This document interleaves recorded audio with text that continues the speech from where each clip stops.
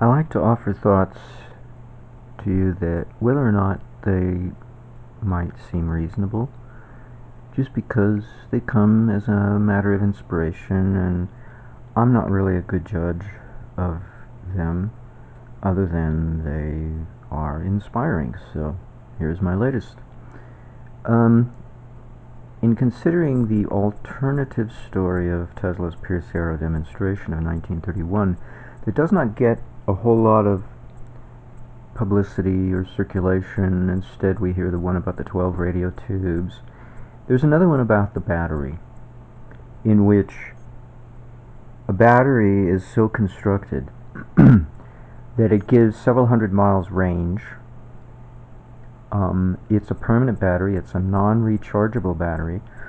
The plates are so easy to replace that a child can do it in 5 or 10 minutes.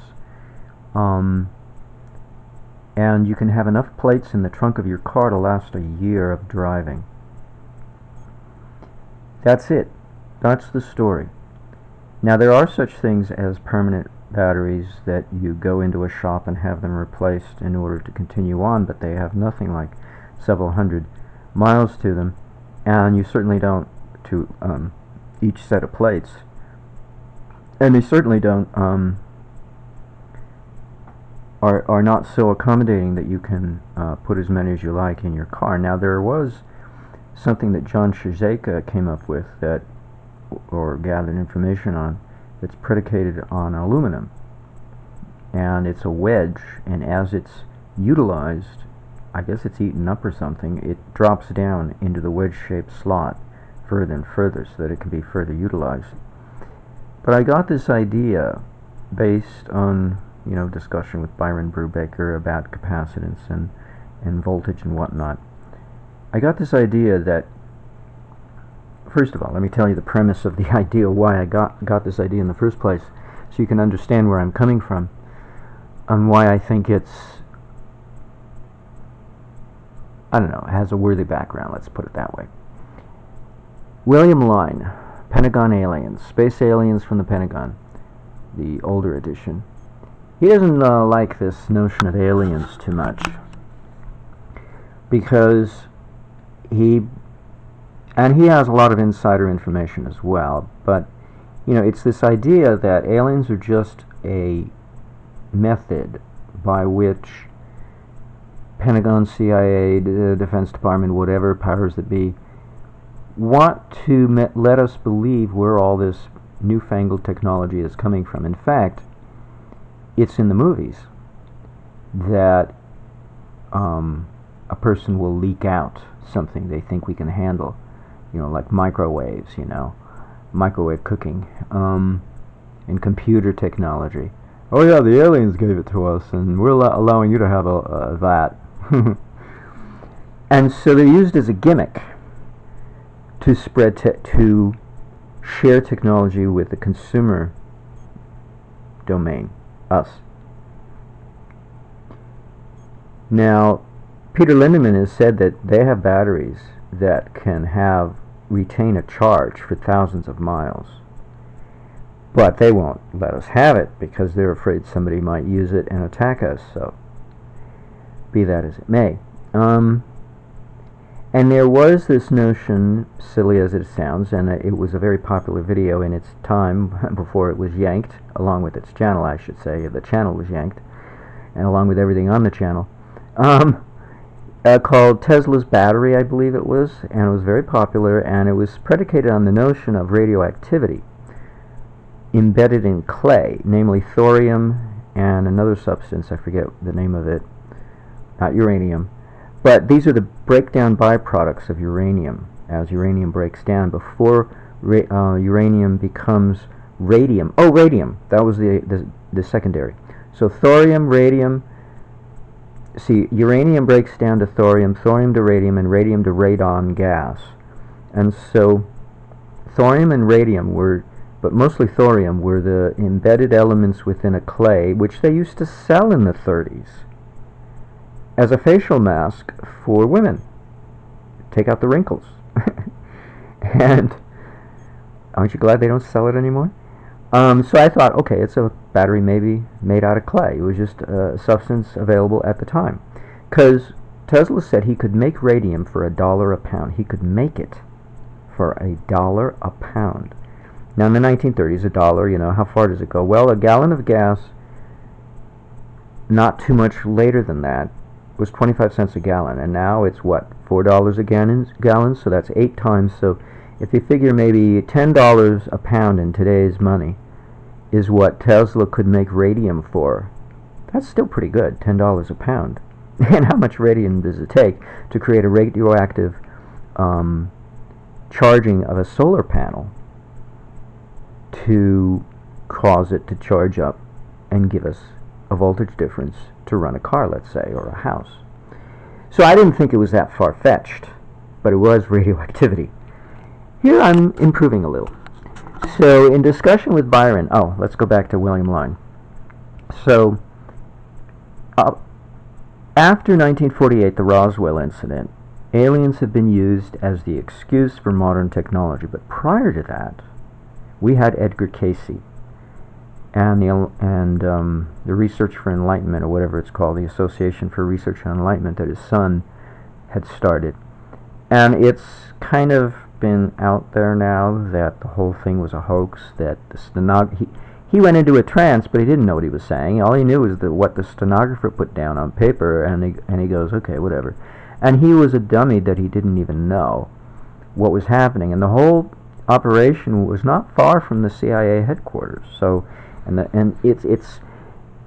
I think whenever they spoke of Atlantis, that was what they used in their day to promote the idea that modern technology actually has origins outside of our modern day culture. In this case, it was a different time frame of the Earth. And one of the stories, so I'm considering that that's, just another means and a method to excuse themselves that it's really technology that we've had all along, and now we choose to give it to you. So that we don't feel horribly left out of the picture. We're supposed to represent our government, or the government's supposed to represent us, actually. But supposedly, according to the Constitution, but it doesn't work that way, does it? So on that basis, we go back into the ideology of Edgar Cayce, and I studied him when I was a kid, so they would claim that crystal technology was the source of their power, and they got the energy from the sun. Now, it doesn't make any sense in today's solar panels, because you have to have direct light on a very wide surface area to be able to build up a voltage charge difference between the top and the bottom of the solar panel to be able to have anything worth sneezing at or feeling proud of to have on your roof or nearby your building. So it doesn't make any sense to say a single crystal, maybe no bigger than your fist or smaller, is sitting there getting enough power from the sun and then rebroadcasting it out to a whole city, a whole metropolis. It doesn't make any sense unless we go back to Tesla terminology, in which he said the primary solar rays has nothing to do with the rays that we see, the visible light or the electromagnetic spectrum. That's just the effect. Okay, that would be the dosha. Maybe under the aegis of Surya, and should give us some shame, some humility, because it's just an effect. The cause are longitudinal waves that travel through counter space, namely the ether, akasha, space, empty space, whatever, and are the cause of the effect of electromagnetic radiation. And then you don't need a surface area to collect it, because longitudinal waves are tied to 2 points. The lines of force of a longitudinal wave is a line of force tied to 2 points, the sun and the crystal. And unlike electromagnetic radiation, which is in orbit around various points of reference, but never lands on any. That's why you need the surface area. You need all these little orbitals, tiny ones, so you get lots of them. And when you get enough of them, you get a buildup of charge across the two surfaces of a solar panel, because it's transverse waves that we are utilizing to build up a voltage difference between the two sides of a solar panel. But when you're dealing with longitudinal waves, you don't need that. You don't need surface area. You just need a point in space that is one location of one end of a longitudinal wave, and the sun is the other, and that's it. You can have all the power you want. Can you handle it becomes the question. Depending on how much you're drawing in, can you handle it? So if it's true, I suspect that's what T. Henry Murray found in a railway car in Sweden, when he was there on a junket of some sort, and he came home and used it to beef up his system. He already had a system working, he just became much more efficient. Now, if that's all technology we already possess, then it's something Tesla would appreciate, because Tesla's the source of a lot of the technology that we have. Not everything, but a lot of it, because he got the ball rolling in various directions. He had a hand in so many different things: mechanical engineering, electrical engineering, hydraulics. He was really cool guy. But he didn't come up with everything. But he came up with a lot of stuff.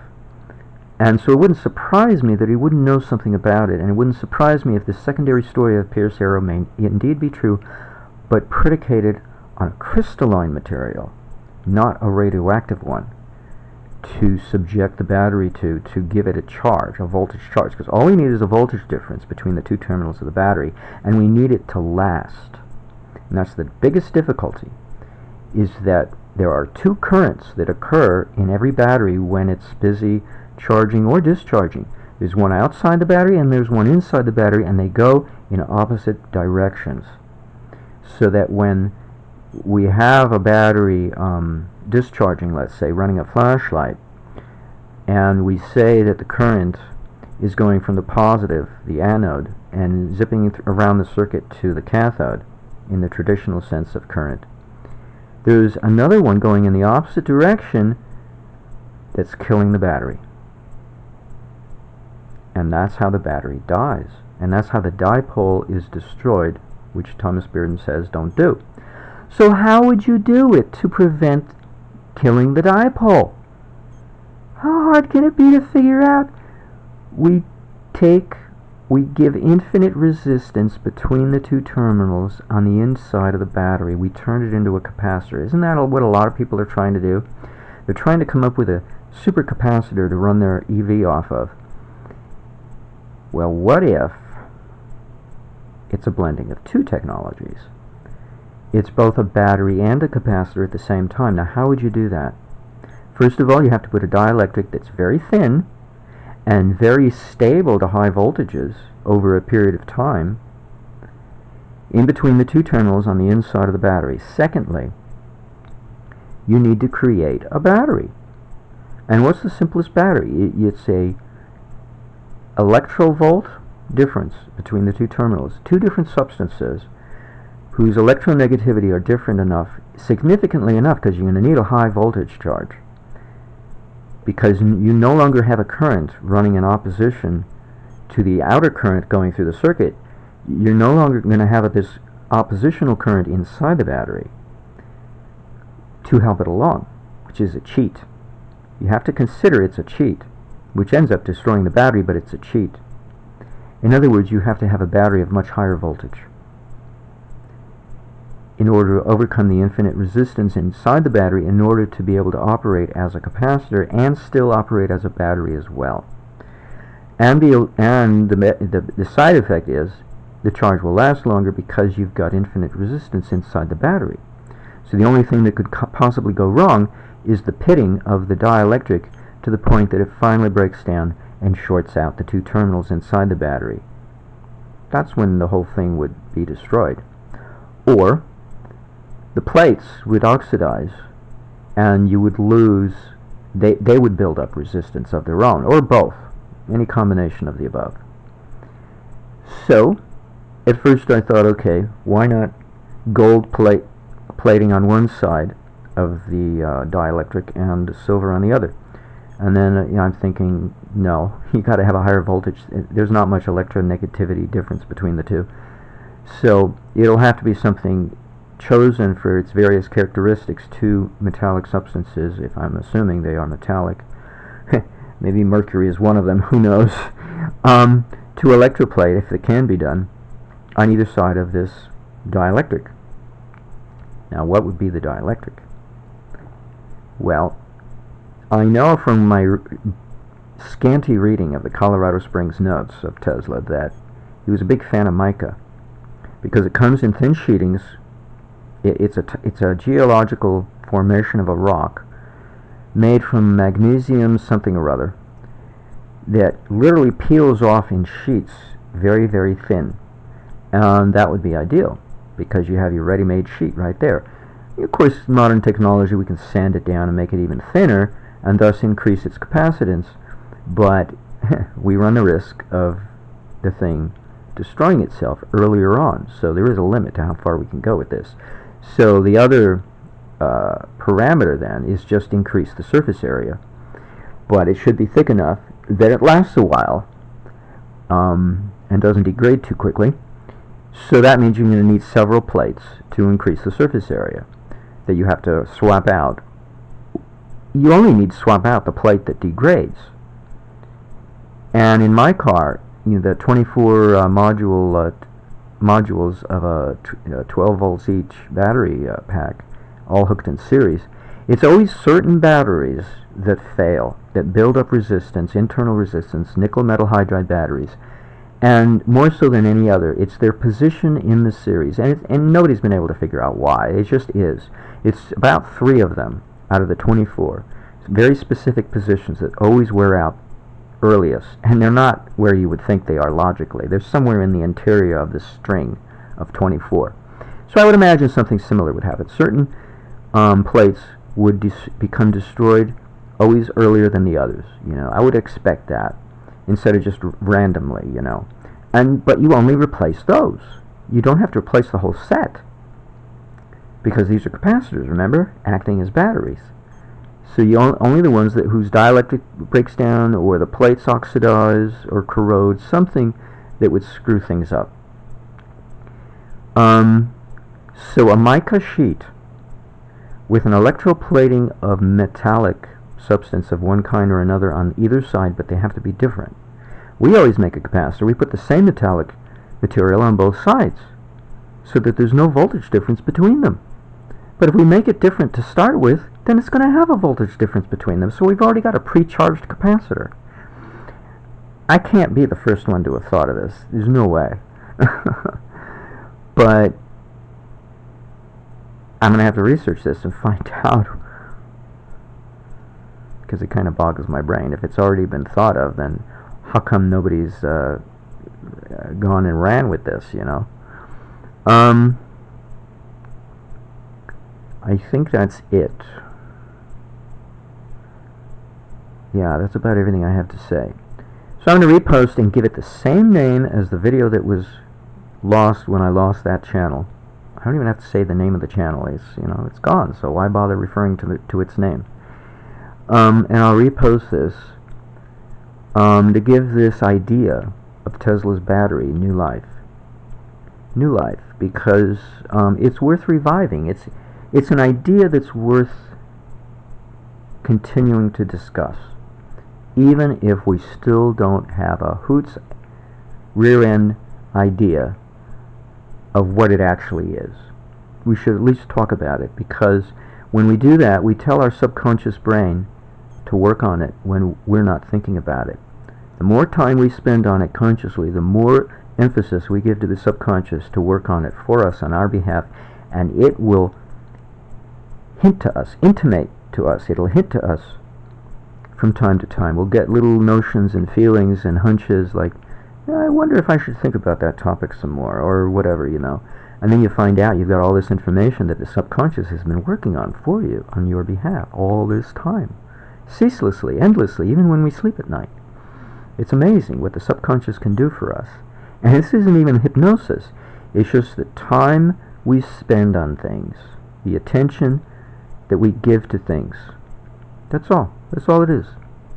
The attention we give to things, how important it is to us, how much time we spend on it, the significance we give programs our subconscious mind to help us work on these problems. So it pays to think about it, it pays to talk about it, it pays to write about it, it pays to not play sorry ass and never bring it up and never even think about it and say, oh, woe is me, I'm not Tesla, what do I know?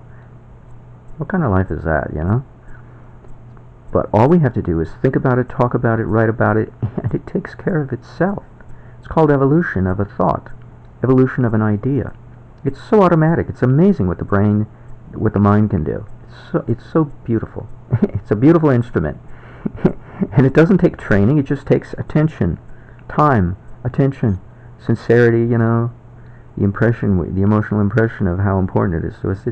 It's all, you know, it's automatic things, you know, and it's not even automatic writing. It's just it's just living, you know. It's just anyway. I tell you don't have to be smart, you know.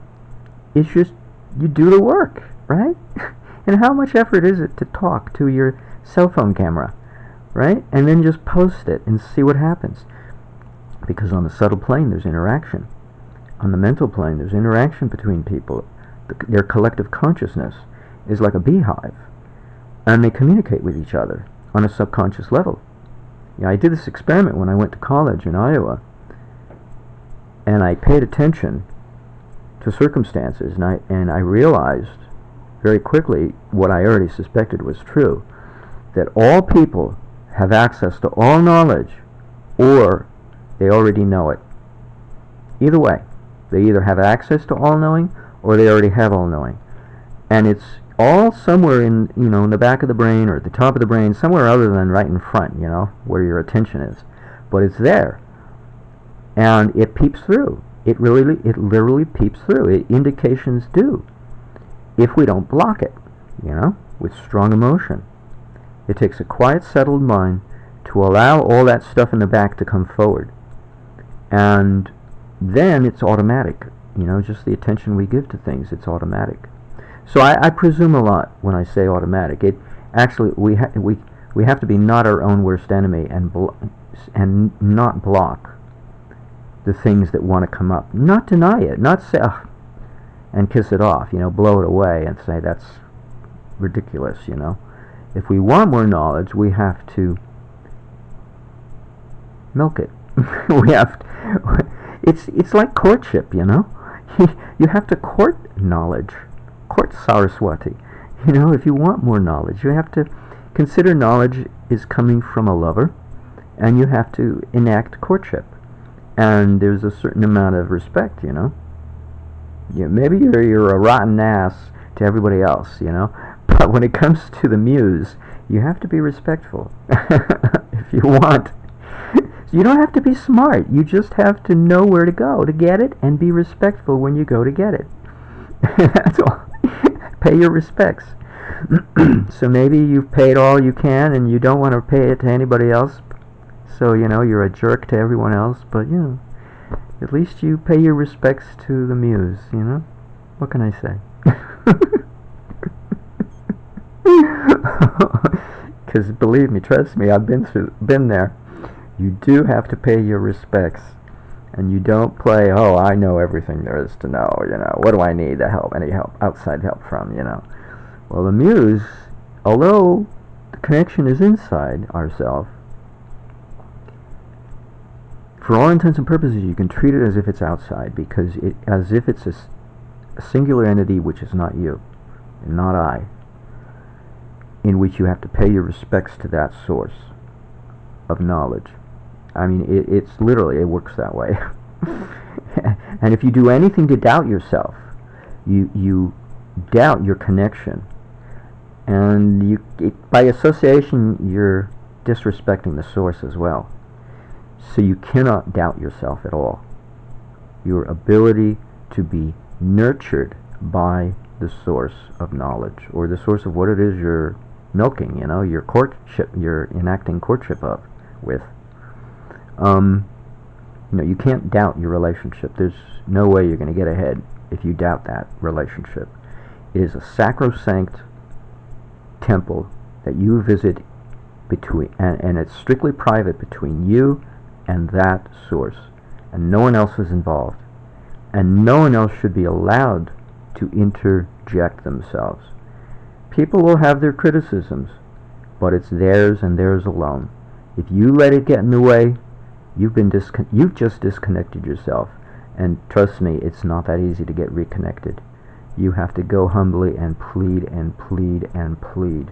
I've been there. My first critic on YouTube ruined it for me only in the sense that I made the mistake of identifying with the criticism. And it took me 12 hours of constant pleading to get that reconnection renewed. And I'm telling you, I was at the point of tears because I lived for that, and I do live for that.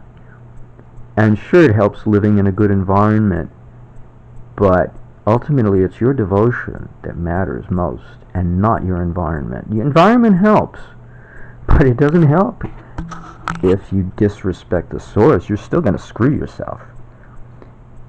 You can't disrespect the source and feed from the source at the same time. You better go elsewhere. Fend for yourself.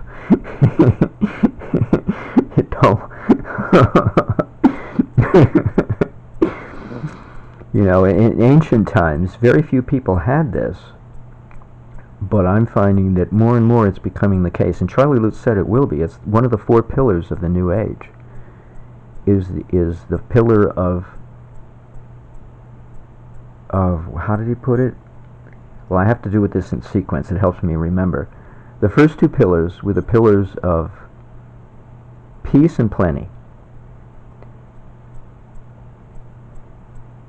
Self-revelation of truth revealed was the 3rd pillar, and that's the one I'm referring to in this course at the moment, this little subtext to this video. And the 4th pillar was a golden how did he put it? A golden path to enlightenment? Well, the 4th pillar was divine mind, basically, and that the path to enlightenment would be made very easy, and that transcendental meditation will become a household word. It'll be commonplace. But not everybody will do it. Not everybody will have to, because the world will be peopled with good people, good-hearted people. All you have to do is experience bliss to be able to, appreciate where I'm coming from, or just be a good person. And just about most people who are initiated into TM experience bliss, at least during their initiation, even if they stopped meditating immediately afterwards, So, whatever. I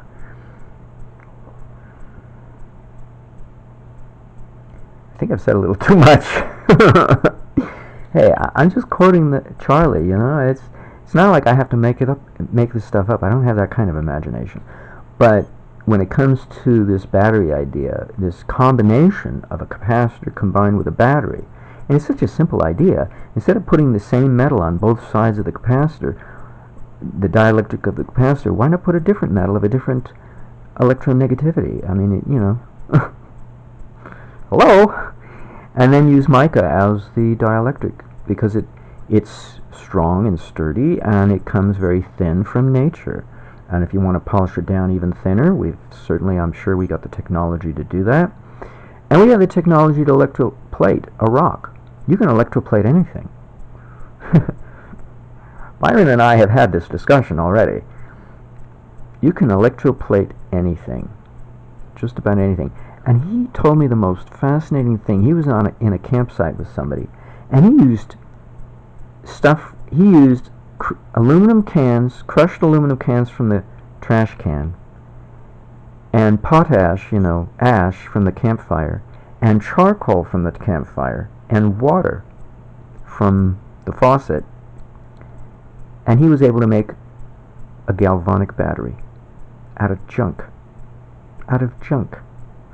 And he claims he can make a neon sign light up without any use of the grid.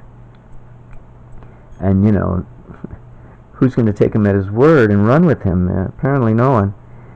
He's really adept. It's a cool thing, but be that as it may, when somebody can take junk and produce electrical energy out of junk, they got to be good.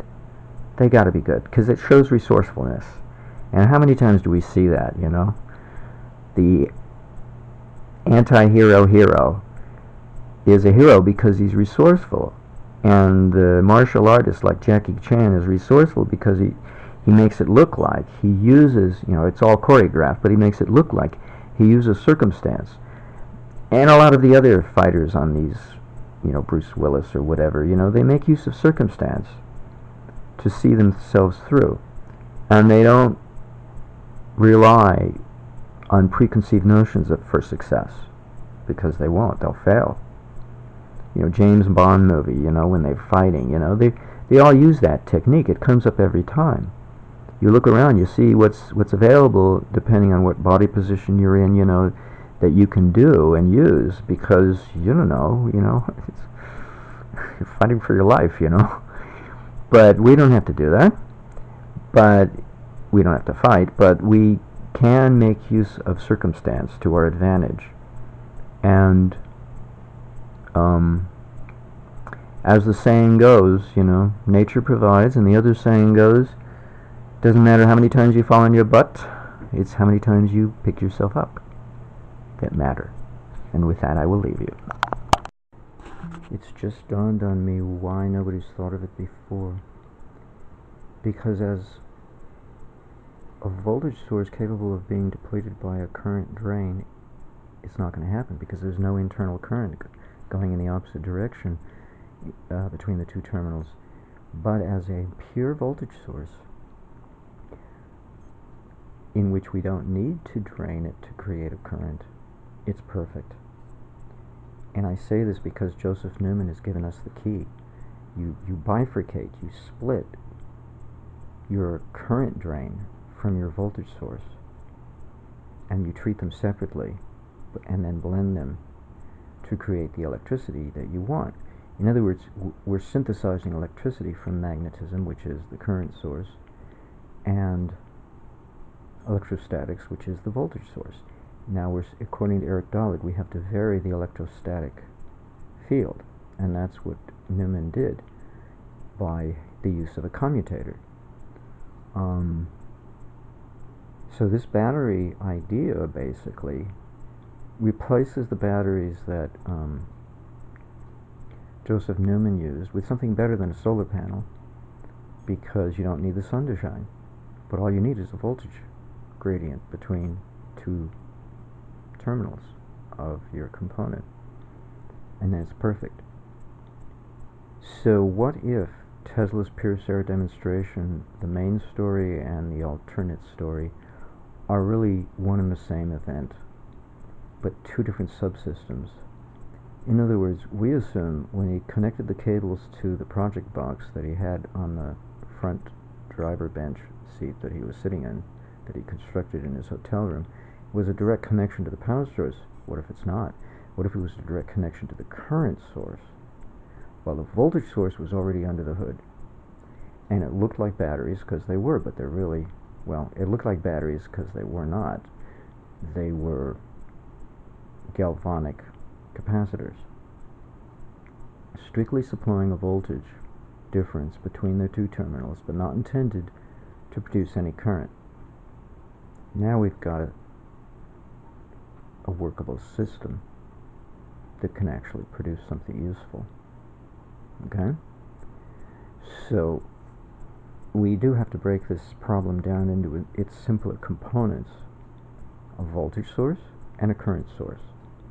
And this is where Edward Leedskalnin comes into play, because nobody's been able to figure out how to harness a perpetual motion holder continuously instead of just abruptly end after an instant of use, because we're trying to use it as a voltage source, in other words as an electrical source, which includes voltage as well as amperage.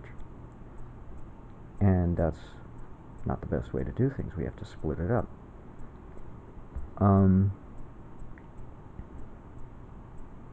So I suspect the solid-state versions of Tesla's tri-metal generator works on the same principle of dividing electricity into its component ingredients and then synthesizing them. In fact, Cyril Amon, I believe, Amon, that nobody knows how he did his thing,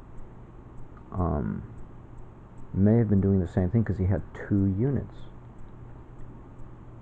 He had one unit that transmitted what it was collecting from the environment, and then another unit that received it and turned it into useful electricity.